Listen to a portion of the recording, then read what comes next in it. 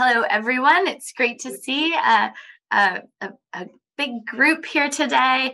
I'm really excited to spend this time with you, and I think I will start without further ado. So the way this is going to run a bit is I'm going to introduce our concepts. We're going to go through some of the key concepts in intercultural development, and then I'm going to give you some sort of thinking and discussion questions to move you into breakout room. Then we're going to come back, share a bit of what we talked about, and move on to the next sort of segment, which is really going to be about your coaching practice, what you can do to support your clients, support yourself, maintain that self-awareness, recognize some of your boundaries, do some more breakout discussion, and finally come back and talk a little bit about planning for the future, where you're at in your journey. So that's going to be sort of the sequence. And please don't hesitate to pop something in the chat if you've got a question or an issue. Either myself or Nicola will sort of manage that.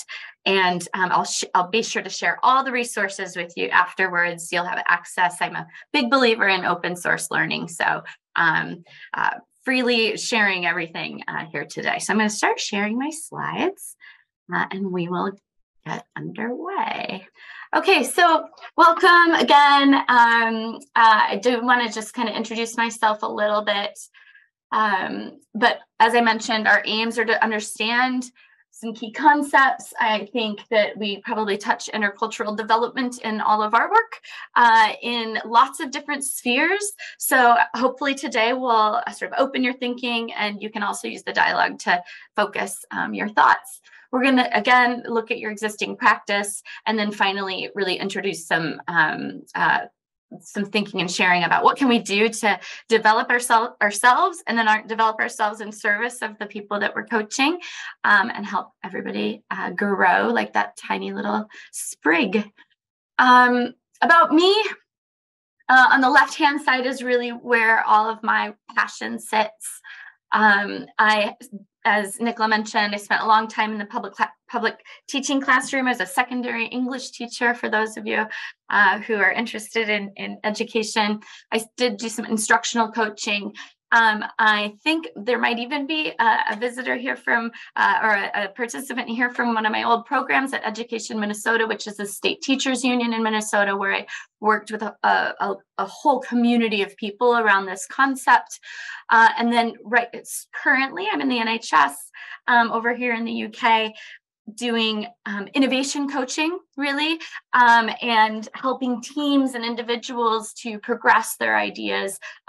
Obviously, the cultures in our social systems are really, really in need of support in such a strained time right now. Everybody has to do everything to help everyone. It's all hands on deck. So that's where I'm at with that, really loving the work that I'm doing. And I've also do my private coaching through Open Circle. And primarily that focus is around what we're talking today about. So my beliefs really are that we're because of the experience in our communities and lived experience and everything that we're bringing, we're just so much stronger together. I'm a big advocate for making sure we hold space for all voices, and that's just, talking and dialogue like we're doing today is such an important element of that. And really communicating openly about the fact that we are on perhaps journeys of our own. We don't have all the answers. You're not going to need to fix. Obviously, as your coaches, you're helping others to, identify their own internal resource. But it's really important that we're aware, obviously, of our own needs, questions, challenges. So I'm going to preach to the choir here a little bit. But just to make sure that we're all in with using some shared language, I noticed there are folks who have signed up who aren't necessarily maybe thinking of themselves as coaches every day. But just to reiterate that the coach is a vehicle, right? The coach helps to carry someone from one place to another. And that's the way I like to think about coaching. Intercultural competence. So let's get into a bit of the language here. Intercultural competence is really about your ability or someone's ability to make complex decisions and distinctions during interaction, especially when they're interacting with cultures that are not like them. the more we do this, the better we get at adapting to that sometimes discomfort of, I don't know what the practices are in this culture or that culture. And we'll talk about culture in a second, what I mean when I say culture. So we're learning to adapt our behavior. And so it's all about perceiving difference and being aware of our perception and our perceptive processes, I suppose. And so I really, really think that, and one of the first resources that I've shared with you in the invitation, and I'll talk about a little bit as we get into these key concepts, is that intercultural competence and intercultural development has so many benefits, and they can really be articulated in a lot of different ways. So this is just another resource for you to later, people are saying, why is this important? It doesn't affect me. Then these are points of saying, well, do you, what's your community relations work look like? That kind of thing. There are some ways to open into these conversations. But the key concepts that I want to I'm going to gallop through some of these because of time. But these are the core key concepts that I'd like to bring to you today to consider as you go into that first breakout room and think about sort of what the links are between intercultural development and coaching folks for their own intercultural development. So common language, we've already started on a little bit. I'm going to share a little bit about, again, these are like the theories, the core issues that I bring to this practice. So humbly, I would say that, of course, this is all based on my experience and my learning. So know that I am by no means an expert in this area. I'm a learner in this area. So just to clarify. So I referenced intercultural competence. And the framework that I really like to refer back to is the DMIS, which is the developmental model of intercultural sensitivity. And it is there is actually an inventory, an assessment that you can take for yourself. And it helps you understand where you're at in this sort of spectrum that's labeled from ethnocentrism to ethno-relativism. And ethnocentrism just really means like you are in your cultural awareness, and you denial sounds like you're actively denying, but it's almost more of an ignorance and sort of isolation in your own culture. There's loads. You could do a couple of days just on this slide. So again, I'm going to share resources with you if you're like, oh, I'd like to know more about what does minimization look like? What does adaptation look like?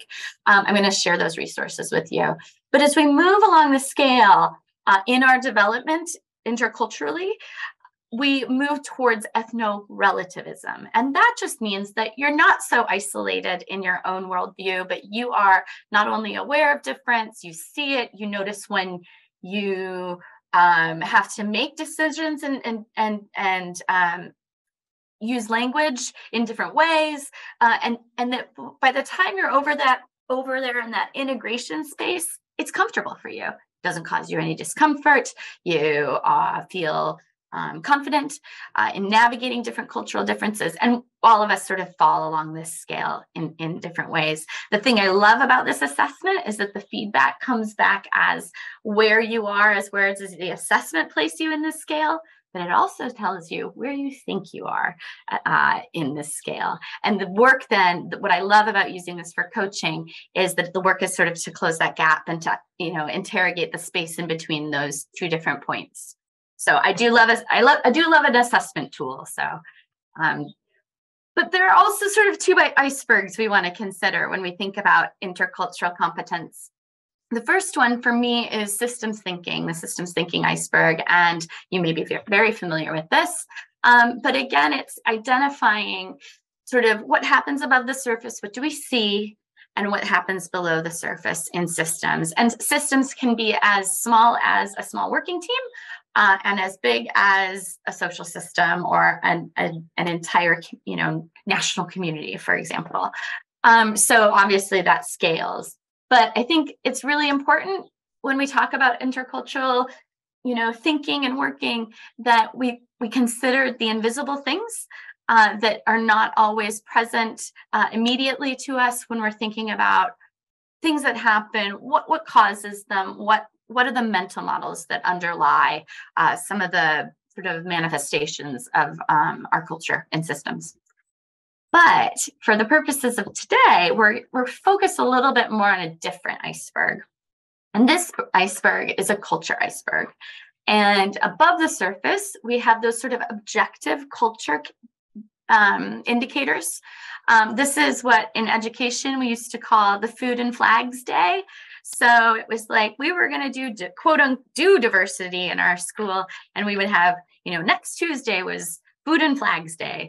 And that is a very basic cultural concept that I think probably many of us grew up with as far as when we talked about culture, that's what we talked about. But what I love about this iceberg is that there's so much underneath that, and that's subjective culture. And you'll notice that there's no indication of what culture this is. It's just that those characteristics are under the surface. I really love this slide, particularly because it's nice to prompt questions and reflection about things under the surface. So very often if someone's talking to me about an issue they're having, perhaps at work with other individuals or groups, I'll start to notice some of those patterns that lie under the surface. And it allows me to just ask some questions about, is this the same for everyone, right? Is the conception of class mobility the same for everyone across different cultures? Are notions of leadership the same for everyone across cultures? And they're not, right? So it opens up some thinking in that way. I'll give you a really concrete example. Last week, I was in a meeting, a board meeting for a big group, and someone said, we need to be more concise. We need to be more brief and efficient. And I was like, is conciseness what we need? Maybe we need to just think a little bit differently. And she said, but don't we all agree that conciseness is the best way to communicate? And it was, I thought, well, that's a cultural notion, right? So it's something we sort of accept in a lot of our situations. So that's just one example.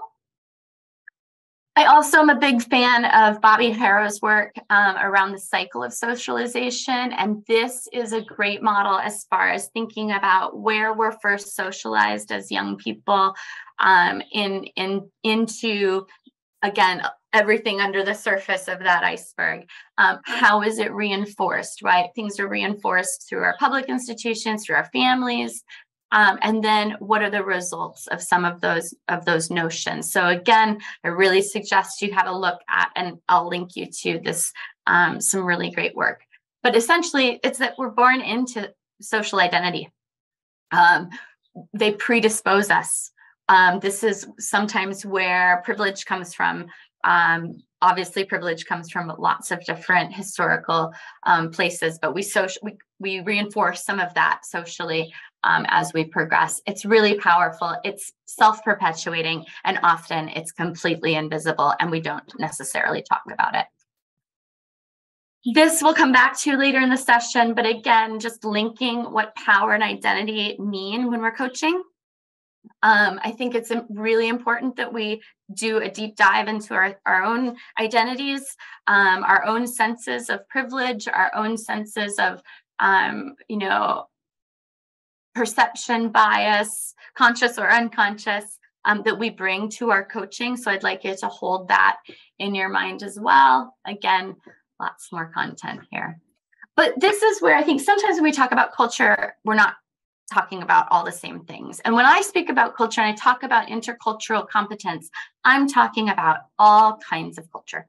So that could be, again, very small scale, small groups, big groups, identities, individual people. But I'd like you to consider this list on the left as these are just some of identity markers that might indicate culture. Now, I should have, and maybe before I send this out, I'll add a slide. about intersectionality. And it just occurs to me that I should have added a slide about intersectionality, because many of us define ourselves by multiple areas on this list, right? To different degrees. Some things are more important to others. For some people, their religious beliefs form an absolutely huge part of their identity. For others, not so much. And so that, combined with other factors, is what contributes to our sense of identity. The reason I really want to make this clear is that every time I'm going to talk about intercultural development, I don't mean just race, just sexual orientation, just language or national origin. I mean sort of the concept of culture itself. So that's why the resources I'm sharing with you are not necessarily targeted to any of these areas, but I'm more than happy to help point you in the right direction for some great resources. I think belonging does belong at the center of all of this. So lots of times we talk about equity, and we talk about diversity, and we talk about inclusion. They're different things, but they do intersect when it comes to a sense of belonging, whether that's one person, a team, a community. And so I just think that I really like to use that Venn diagram as a way of helping people understand the difference between equity, diversity, and inclusion, and how belonging really sits at the middle. Okay, last couple of core concepts. So the next one, I think, is, again, something you're all going to be really familiar with, but you just always have to mention it, right? Relational trust is everything when it comes to a coaching relationship, when it comes to people feeling successful in their interactions with other people. And these quotes come from a book actually called Trust in Schools. As you know, my background is in education, but the authors break down sort of 3 core areas that contribute to trust, because we very often just talk about trust as a blanket thing, and we don't, again, interrogate what makes up trust, what contributes to trust. But they identify respect and personal regard as one element of that. Competence in core role responsibilities. Can you do what you're supposed to do? Can you do what you've been asked to do? And personal integrity. Do you do what you will say? Do what you say you will. So I just think that those are really good grounding principles for when you're taking anyone through intercultural work, because it can be very vulnerable. It can feel scary. Lots of folks who I talk to are terrified of doing it wrong. And the good news is no one's figured this out. So all we can do is all, do our best, work together, try to be open-minded, and try to work on our trust. Psychological safety is another very related core concept there. And this is essentially in the sense of teams, but again, it can apply to any scale of system unit. But that psychological safety is when someone feels they can speak up without being ridiculed, without being punished, embarrassed, or shamed. And I think it's really important to note that there is a lot of shame energy that seems, for me in my experience, to come up when we dig into intercultural development, intercultural reflection. And I think that's because we are only in the last, 50 years, talking about this really explicitly, if that long. So you may be familiar with some work, especially if you're in education, that's called Courageous Conversations About Race. I've put it in here. I said nothing was going to indicate a specific area of culture except this one. And it's partly because I rate it so highly as far as giving you some frameworks and good processes.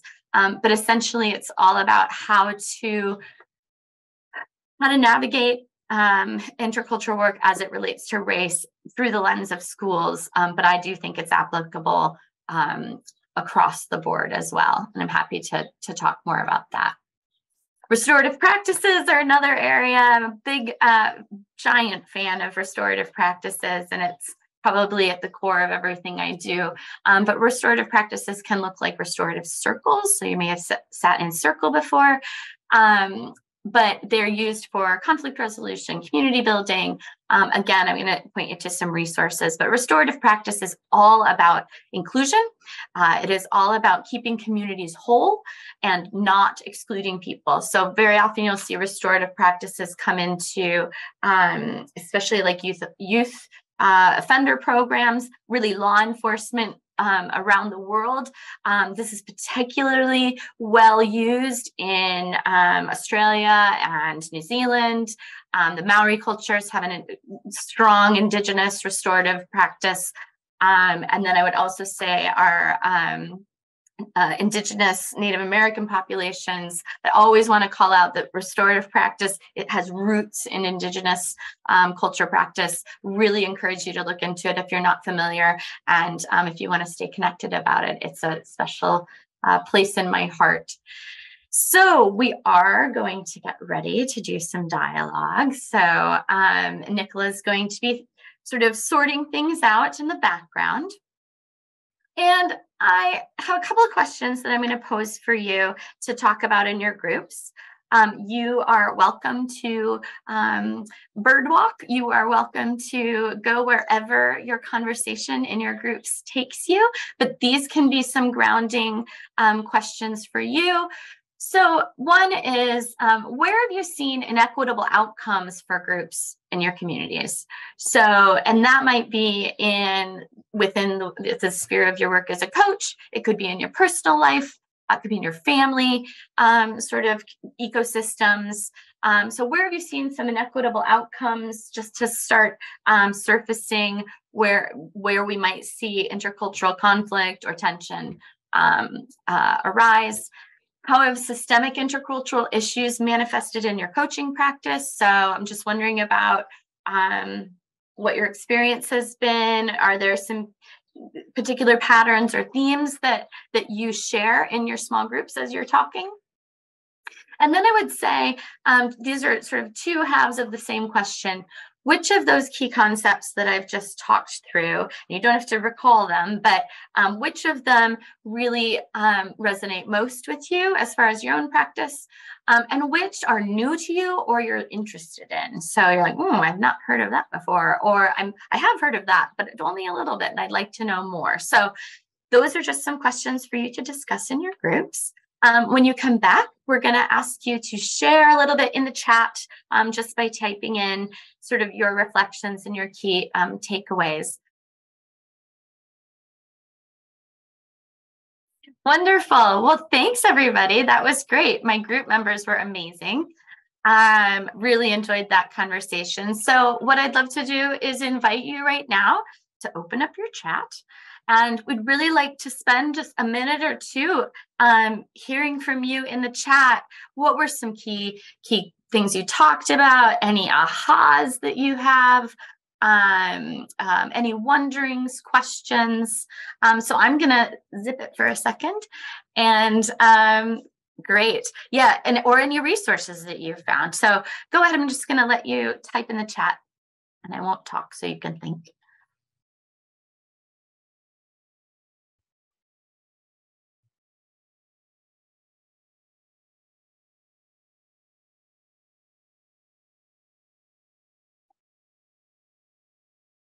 So even just sort of one thought or question or wondering or a what if. Great, this is great. We'll let those roll in, and then I'll sort of summarize what I see in the chat. I already see some stuff that we talked about in our group.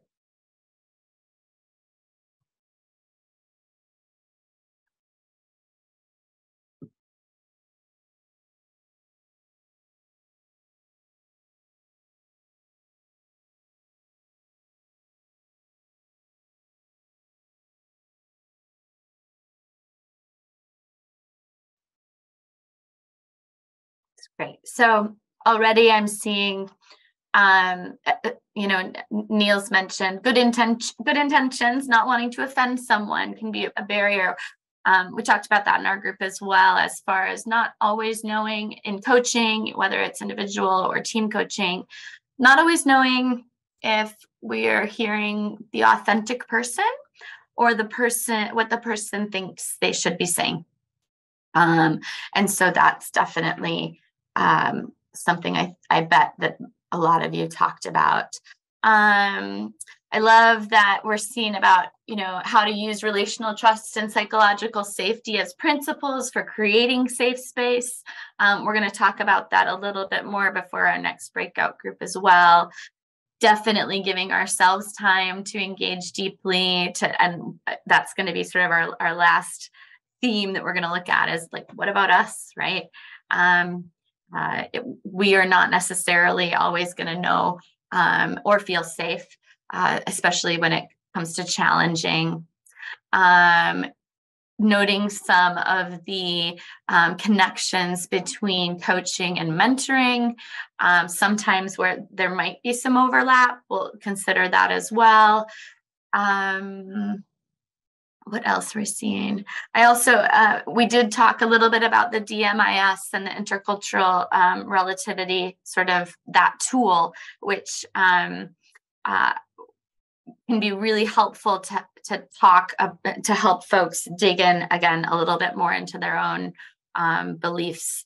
That in the model, the bell curve in the middle indicates that most people are in this minimization category, and minimization really looks like what we've probably I'm sure a lot of us grew up hearing is we're all human beings. We're all the same under the surface.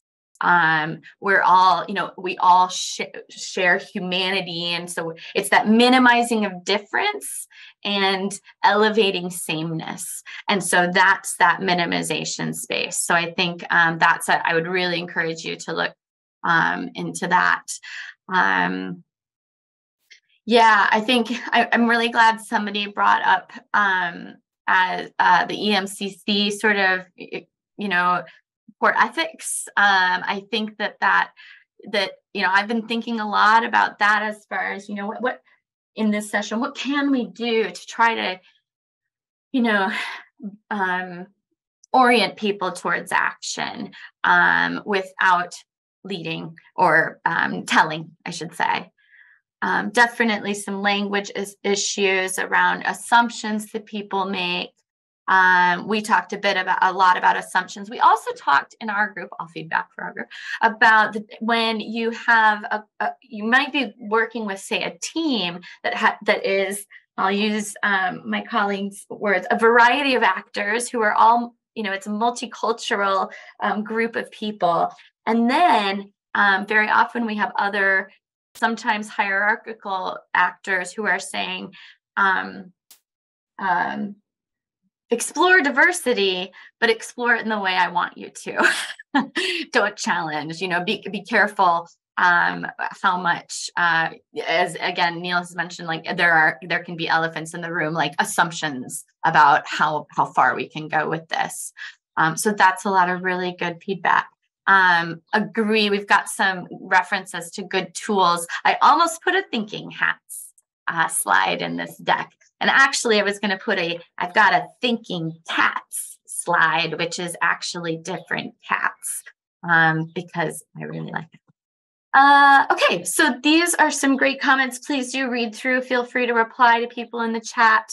So I just want to make sure I'm not kind of missing anything. Okay, well, there's a lot there. So thanks everyone for your, really, really great input. So if it's okay, I'm going to move on for another little segment just to set us up. This one is much less theory driven. I know I threw lots of theories and concepts and structures at you. And again, I'll share all those resources. They're all worthy of a good deep dive. And I'm more than happy to continue this conversation with any of you afterwards. So I'm just going to take a moment and give a little special shout out to somebody I see in the crowd. And that is Mr. Jonathan Kim, who, I'm sorry, Jonathan, I just said your last name. But I see that you're there. And Jonathan and I used to work together many, many moons ago. Actually, we didn't really work together too long. But I must say that it was working in that environment that was where I really cut my teeth on this work. So I just got to give a big shout out to all the people at Education Minnesota who, honestly, it's my students and my colleagues who have taught me everything I know.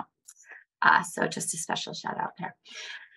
Okay, and this is, again, something else I really picked up there. So we've already started to frame this conversation in a couple of different ways. And we really started our first dialogue breakout by looking a little bit bigger at that system level. So I asked you a couple of questions related to that. But what I'd like to do in this next conversation in our next breakout room is focus a little bit more on the interpersonal and sort of go inside of the circle a bit. So my questions are, and I'm telling you ahead of time, what we're going to ask you about is, what might it look like for you to show up for intercultural competence in your coaching? And maybe what I mean is show up for sort of advocating for this, as it can beneficial for all those reasons I listed, but also in terms of your own development, your own awareness, your own perspective taking. I think one thing that I sometimes am challenged with is when I'm coaching, probably more likely this is happening in a team environment where I'm noticing potentially microaggressions and interrupting sort of language, especially. And again, my focus and my experience has primarily been through racism. So, learning how to interrupt that as a coach and not be afraid to challenge thinking. Again, can be really scary if we don't feel confident. Doesn't mean that I have the answers, but I want to model that sort of interrogation of, what just happened here? Or can you tell me more about what you mean when you say that? And sometimes that means asking really hard questions. And that's our role as a coach. But I just want to call out that can be a real challenge. I think communication recovery support is an important concept about, how do you mend and do some healing work when communication has broken down, or how do you help people think through that? I think restorative practices are an approach. That's an approach that is all about recovering community. So using restorative language, and then using our skills that we have as coaches to navigate these issues. So we've got all these tools. It's about sort of applying them through a different lens. We are going to get to that next level in our third breakout, a little bit around your own awareness. But I think that, again, as we're in this interpersonal sphere, obviously, and this is, again, some of these are going to be obvious, but I'll use them just to articulate or make the connections that obvious behavior change happens in stages. Sometimes people need to attempt that change more than once. This can be really frustrating for other people, including us, but also other people in conversation who are eager for another person to make the change the behavior, change the language, adopt a different mindset. And we just know that doesn't happen overnight. In fact, when you do something like if you take an assessment like the IDI, they usually recommend that you take it, say, every year.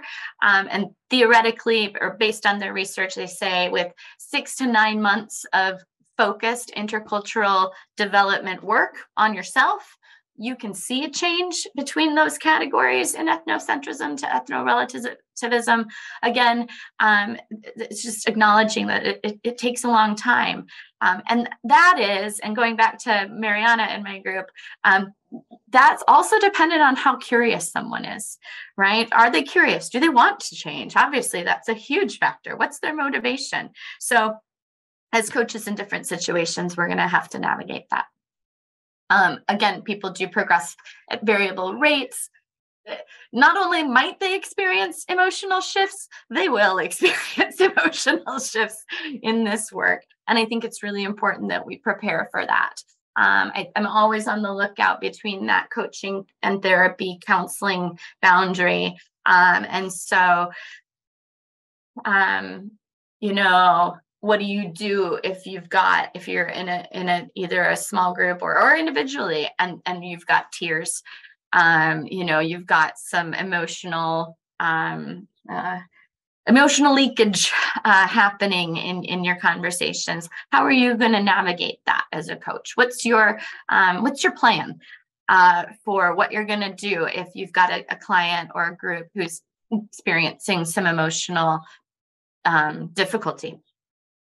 And then obviously we choose our tools and our resources appropriately for the situation. So sometimes that just means prepping a bunch of different things and seeing where it goes. This reminds me of when I was a teacher and I had essentially a 25-person coaching group of 17-year-olds, right? And I just needed to have tools at the ready so that I could assess where my group was and figure out quickly what were some tools and resources I could use to help move them along in their thinking as that vehicle. This, I would just encourage you to, again, this will take us into that next segment, but reflecting on your own practice. This is just a little bit of a map of my core tools that I use. So cognitive coaching is all about using mediating questions and sort of coming from different, helping people explore their habits of mind, their conceptions of flexibility, their conceptions about their own mastery of something. Gestalt coaching, I am by no means an expert, but it's something I'm really very interested in and passionate about. Phenomenology. What does experience look like? What is experience? What does it feel like to be in a moment? And so I think for me, when I'm doing intercultural development work, I do adopt sort of a Gestalt. I try to adopt Gestalt thinking around like the, you know, being in that zone of awareness. Restorative practice, I've talked about a little bit. Again, lots of resources. I'm an action learner. I'm a continuous learner. So I love a good PDSA cycle. So if you want to make some tangible progression, great. Let's set a SMART goal and some milestones and check in on it. And then also design thinking. This works really well in groups, especially if you're working towards an outcome. I will do some links to the D School, but they have loads of great facilitative resources that you can use to help people, especially do empathy building. So I'm at the very beginning of the design thinking cycle. The first stage is all about empathy. So there's just some really good tools and resources. So if I'm going into a group, I'll probably talk about some of these things. And so the last couple bits before Nicole will just be getting ready for breakouts here. Is about holding space. And I just really love this quote that it's, as we do as coaches, we're going to try in our groups to not to hold space for people in a loving way without judging. That is really hard to do, as you know. So what do you do if you are in a space and you find yourself judging? How can you sort of mitigate that and make some agile decisions, some nimble decisions about what to do for yourself in service of your client? So, okay, so this is the question I posed for you earlier. Again, feel free to wander off topic and just follow the flow of your own dialogue. I think that's what happened in our first group. We just went right off of each other in those groups. And I think we're pretty much ready. Feel free to, pop a question in the chat if you like. But then we'll come back and we'll look at that individual level, and then we'll be at our time. So I am certain that there were some really great conversations going on. So once again, I will invite you to please put in the chat some of your takeaways, some of your ahas, your wonderings, what you're noticing. That's one of my very favorite coaching questions is, what do you notice? What have you noticed? So while you're doing that, I am also going to share my screen because I added thinking tabs, so you can have a gander at that as well. So please do go ahead and contribute to that chat so that I can summarize a bit.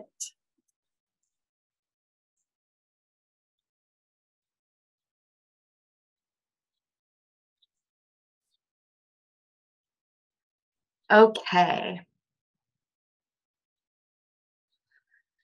Great. Oh boy. Yeah, these are some great comments. I'm sure those were some really rich conversations.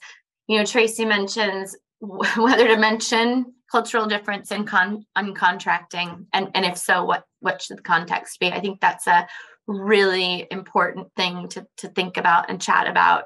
You know, makes me think about, you know, what are some ways that we might, you know, figure out how to make that work for us in our own practice, depending on groups that we're working with. I think it's really nice to just, even if you appear to be very much like the other person, there are so many invisible ways that our cultures we hold them inside of us, or we share them.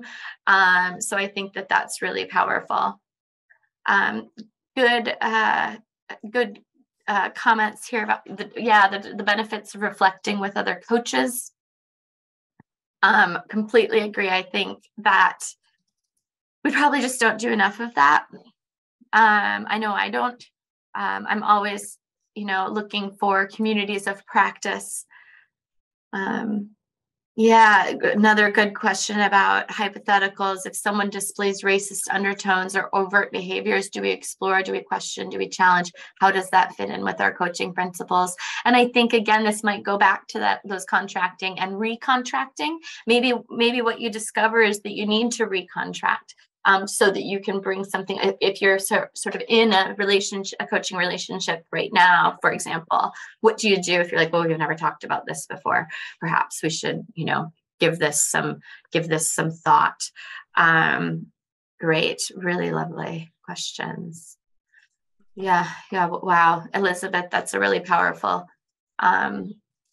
comment about your experience of, like, you're the one that hears these questions, but others who are not Black don't hear them, and it makes me just go, oh, gosh, I wonder what that's about, you know. Elizabeth, I hate to put you on the spot, but if you feel like you want to elaborate on that, because I think that's a really powerful point. I've worked with groups who it's very clear some folks really want like an affinity group, or they don't want an affinity group. So I'm just wondering, I mean, yeah, if you wanted to say anything about that. Yes, I'm happy to share. So I'm in the Netherlands, and we have like 530 accredited NOPCO coaches, EMCC NOPCO. So I've actually looked at the page. We are like about 7 who are not white, and I'm the only one with an African, background. So what you see is also amongst the mental health professionals and stuff like that, there's very little diversity. And it's not about skin color. It's also about what somebody, the whole person, your background, what you bring with you, your experiences. And it's very important to actually be able to also discuss that with, if it's mental health professionals and stuff. And I was just, in my group, it became a discussion because it was so interesting. I have myself faced a lot of this stuff, like in employment, but also it became my job in my coaching. It's my focus, because I actually noticed how important it is for people to have a safe place and where they can be immediately understood without actually having to explain too much.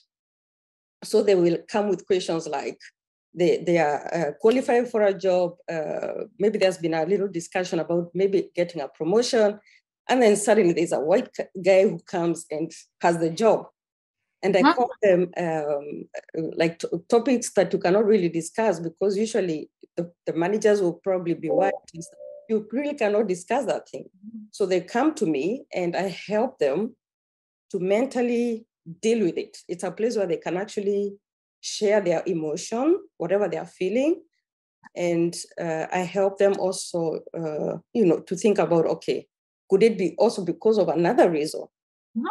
Yep. Maybe you're not qualified, or this guy brings something that you cannot bring to the table.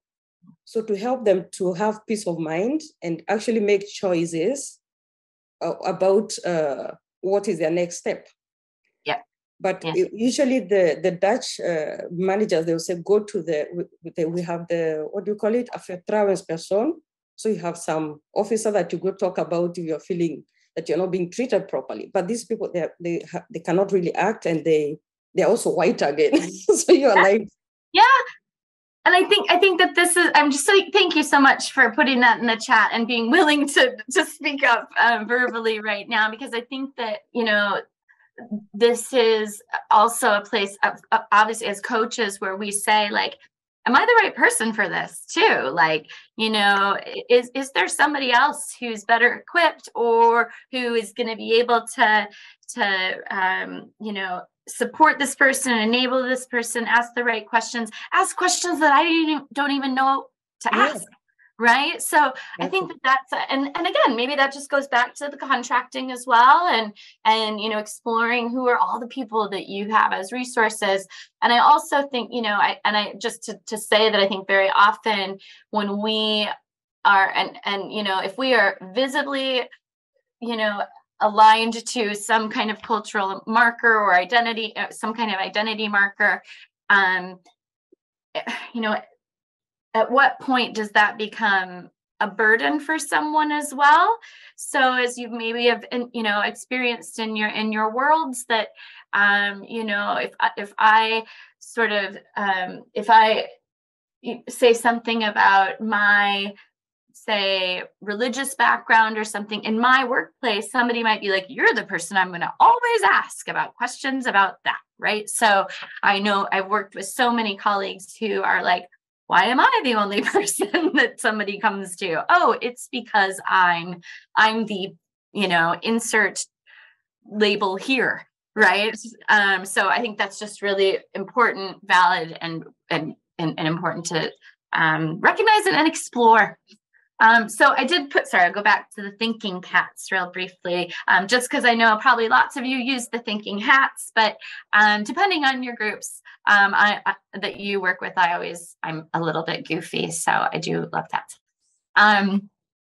I added a couple extra slides in as you were in breakout groups that I also thought might be helpful. So if you're not familiar with the Stacy Matrix, it's really a great tool to use in helping people think through stages of sort of either closure or boundaries. This especially works well when you're working with organizations that are navigating really complex issues, and intercultural development is complex.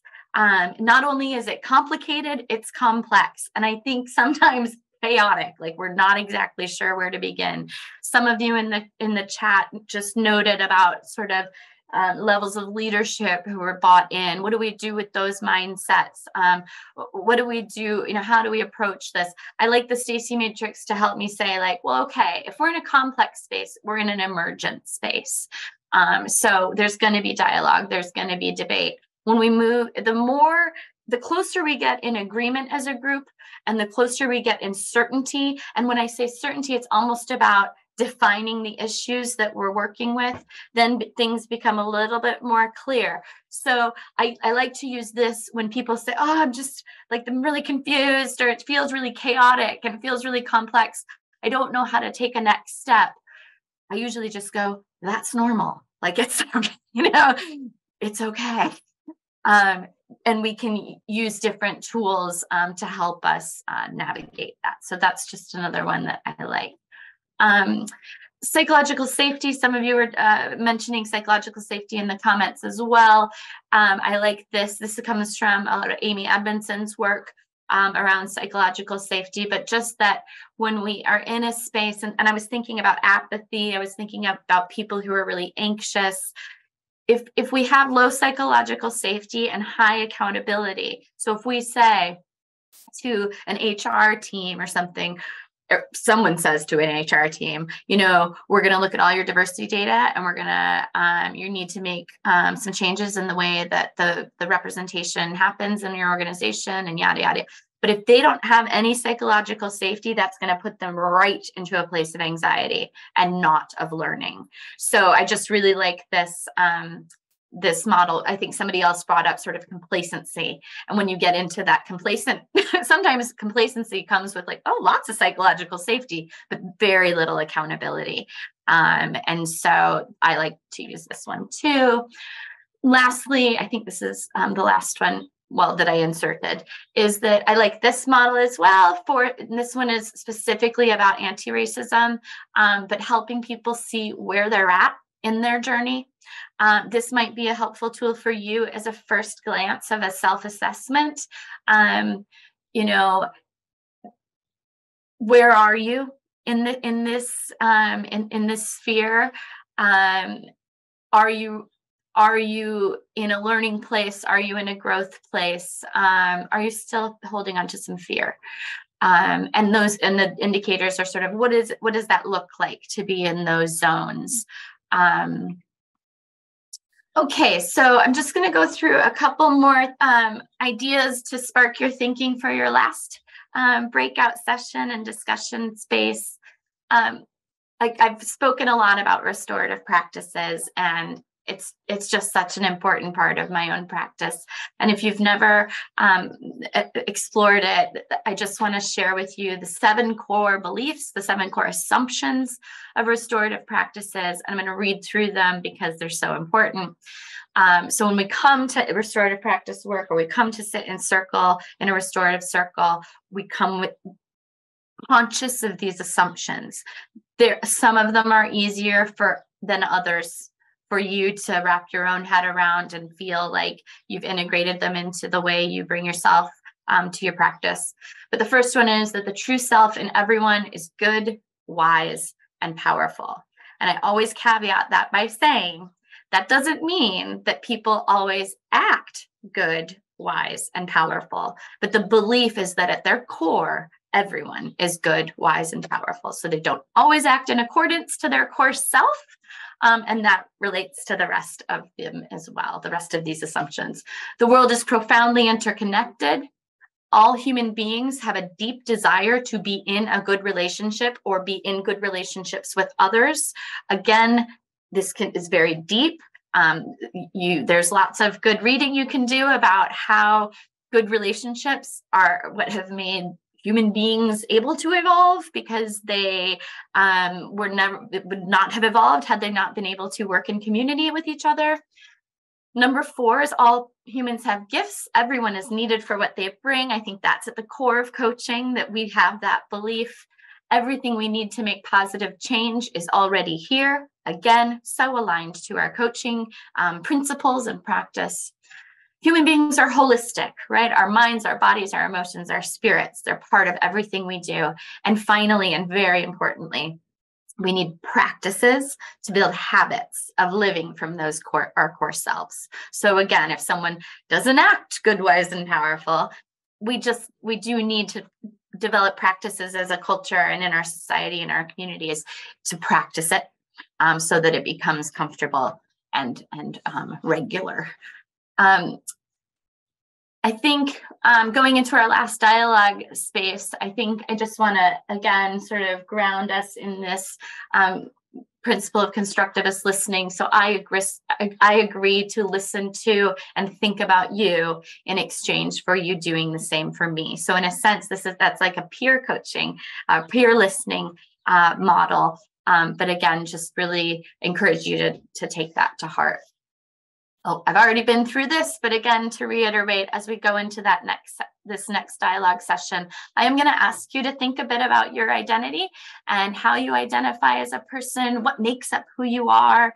I mentioned intersectionality earlier. I also just want to, before I send these out, I'll amend the slide. I will put in an intersectionality slide because I really want to call out and acknowledge the work of Kimberly Crenshaw, who's the sort of the person who coined the term intersectionality. And then it originally was related to women of color and the intersection of those two things, and how experiences for women who are women of color are different from women who are white, and also men of color. So it's just acknowledging that really the nuance of difference. Anytime we combine these identity markers, but again, I really want to acknowledge that was the foundation of her work. And not, sometimes it gets diluted a bit, and we talk about intersectionality and we don't remember sort of where it came from. So I just wanted to say that. I also touched on this earlier. This is where we come back to, your support as a coach is not only helping others move through that belief, behavior, relationship, and results kind of CBT kind of cycle, cognitive cycle, but also your own awareness of yourself in that. I think,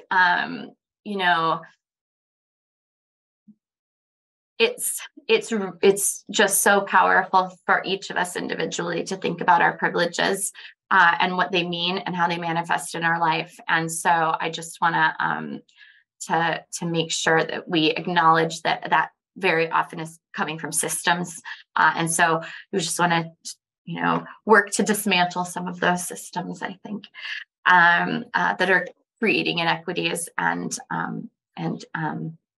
sort of, I'll leave it there. So apologies and thank you for your patience. You've just been so amazingly generous with the breadth of your thinking, but also those amazing resources as well, which I've grabbed and put on that Google Doc for everybody to download if they'd like to as well. Great. Well, then I'll hand it back over to you. I'm just going to close real quick and say that we'll leave you with these questions. I really encourage you to think about this first one deeply. How was difference talked about in your family and community? I would start there. I would also think about how your experiences have shaped your identity. Think about what knowledge and skills you might want to take forward and make some plans for developing. Please don't hesitate to reach out to me as well. I love this quote by Paulo Freire, who's one of my biggest inspirations. No one is born fully formed. It is through self-experience in the world that we become what we are. So with that, I will hand it back over to Nicola and again, invite you all to engage. I'll pop a link in as well to shared resources. And if that doesn't work, we'll get it to you through Nicola and a follow-up. Absolutely. Before we end, well, we won't end because it's going to networking, but before we end, but can I ask you a question, Jen? Of course. Just to wrap this off as well, we've had such a great conversation and everybody's engaged so amazingly in the chat as well. What are you yourself taking from this session, Jen? What sticks out in your mind? Oh, I think that for sure that the sense of how important it is for coaches to talk to other coaches. I think supervision, these are great concepts to bring into your supervision with you. So that's number one big takeaway. And number two, like just the experience in the room. And I'm a big advocate of storytelling. So I think that, when we talk and tell stories about our experiences, I get emotional. It's just like, that's such a powerful way of bringing like healing into our community. So I would say, go out and do more storytelling. I certainly will.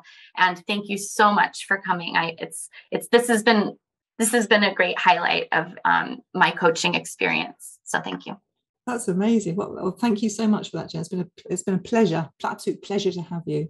And for those of you who are staying, you get to have a little bit more of Jen as well, because Jen is hopefully the same for the networking too. Yay!